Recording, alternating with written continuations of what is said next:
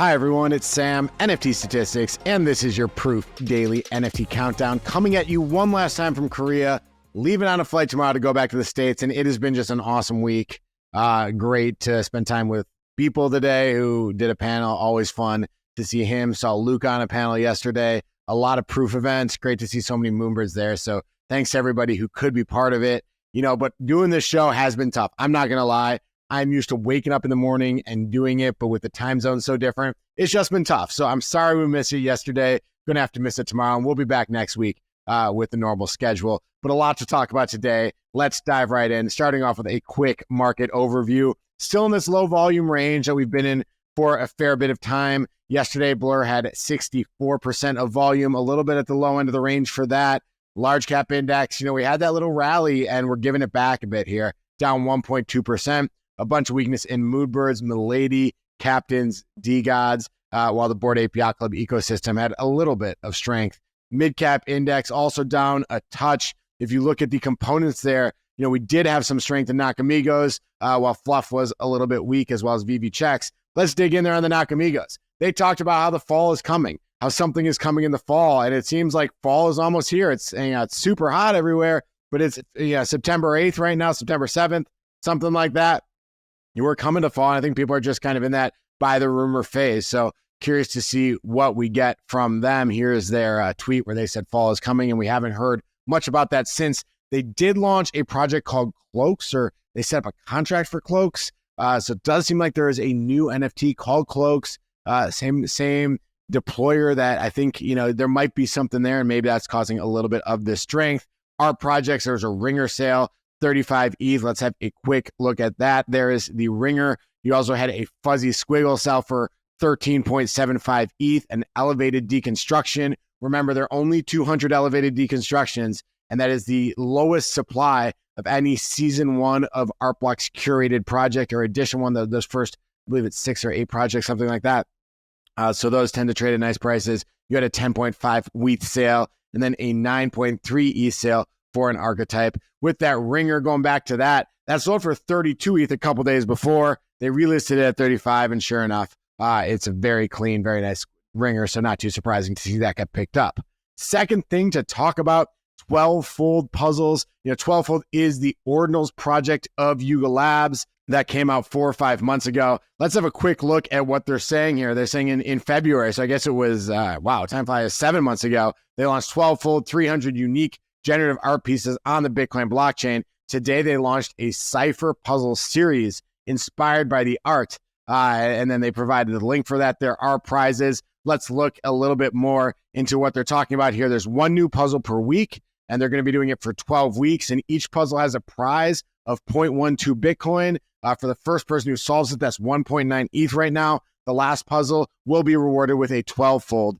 So obviously a much higher prize for that. You're supposed to submit answers by inscribing them on Satoshis. They're working with Leather to get people wallets. You also have to fill out tax forms in order to get those prizes. So really seeing this very consistently, that everything Yuga Labs is doing is well above board. And they launched the first puzzle. And here is the puzzle. It says rest. And on the side there, it says having two together during hibernation can make all the difference. And from that, you had to figure out what it is. And someone figured it out in 10 minutes. So you got some serious puzzle people here. Here's Bored Ape Gazette, our friends over there, highlighting that this was the buyer, and he calls himself the builder and destroyer of puzzles. Solved it in 10 minutes. It did take him 60 minutes to figure out how to deploy it, but nobody had gotten it in 70 minutes. So congrats to this person who solved this puzzle. If you actually look at what they said, I believe to Bored Ape Gazette, they said it instantly jumped out that it was 2 12-folds merged together. After finding all 6 pairs and taking the difference between the numbered additions of each, it gave 10, 9, 7, 19, 123 when converted to A1Z26 cipher, which is, I think, a complex way of saying just the number of each letter in the alphabet where it stands. It gave the final answer of Jigsaw. So my guess is this person, in 10 minutes, went from that puzzle to submitting Jigsaw. So congrats to that person. If you think that was easy and you just missed it, good news. You can come back next week. There are going to be 12 of these, plus the 13th. So pretty cool stuff there from Yuga Labs. Third thing to talk about, Deafbeef and launches new project called Hashmarks. And I thought this was pretty cool. They're announcing Hashmarks. This was a video he did with kind of a lot of the Patagonia imagery, 100 unique hand-forged iron sculptures, and then a bit of a mechanism to make sure that people hold those, those physical goods with holding the NFTs. Let's dive in a little bit. This is what the physical sculptures look like. So cool stuff. You can kind of get a feel for the size. There are 100 of them. Again, linked to NFTs. The NFT will have an SVG image, so a vector image of every iron sculpture, which is stored on chain, but encrypted via hash-based stream cipher, a cipher that is actually engraved into the physical item. And you must refresh the file every single year with the engraved key on a yearly basis to keep the SVG file from fading. Let's have a look at what he means by that. Here you can see that these images are going to fade over time unless you put in a code. And that code is engraved on the physical object. So you keep the physical and the NFT together, and over time you can just keep this from fading, keep the online image from fading. So kind of interesting mechanism. I imagine you could just take a picture of the encoding with the physical, but I think it just encourages people to keep those two paired, and we will see how this overall plays out. There will be an event in Patagonia in Argentina with Bright Moments, November 6th to 8th, that will give collectors the opportunity to choose a sculpture from a grid of 100, and the tickets for that will be auctioned September 18th to 20th. So cool to see these guys teaming up with Bright Moments. Fourth thing to talk about, a project called Torrent dropped on Art Blocks Curated, and it's just cool art. This is just, I really like the colors, and this watercolor imitation that has been created through generative art is very cool. These also move, so the colors fade, and it's definitely worth seeing the actual file and seeing the different things you can do to see the actual motion that's involved in this Art Blocks project. What does it say in the description of what they're trying to do here? They say it's about being washed away, but not lost. It's inspired by residual evidence of torrential downpours, floods, and derailed rivers, as well as thrown paint and ink, cathartically applied for the purpose of merely having watched it land, streak, smear, and drip just to leave a mark. And you can see it both in these images, but then also more when you see the motion from the project. In a sense, we're talking about trauma processing, the imperfection of memory, and how history changes with time and reflection. Very cool stuff. Here is a little bit about the artist. I'm not exactly sure how to pronounce it. I think it's Jeres, but Jeres is an artist living in LA. Claims he was always interested in art, but minored in art history, majored in computer programming. That was in the late 90s after he moved to New York City from the Midwest. He spent the next 20 or so years working in tech, but always had his finger in other creative outlets. And then in 2021 was when he really discovered generative art online, got acquainted with some of the tools, and started to mint things, he says, just to know what it felt like. But when he heard about FX Hash, he could see a path to really make long-term generative art, and he's been hooked ever since.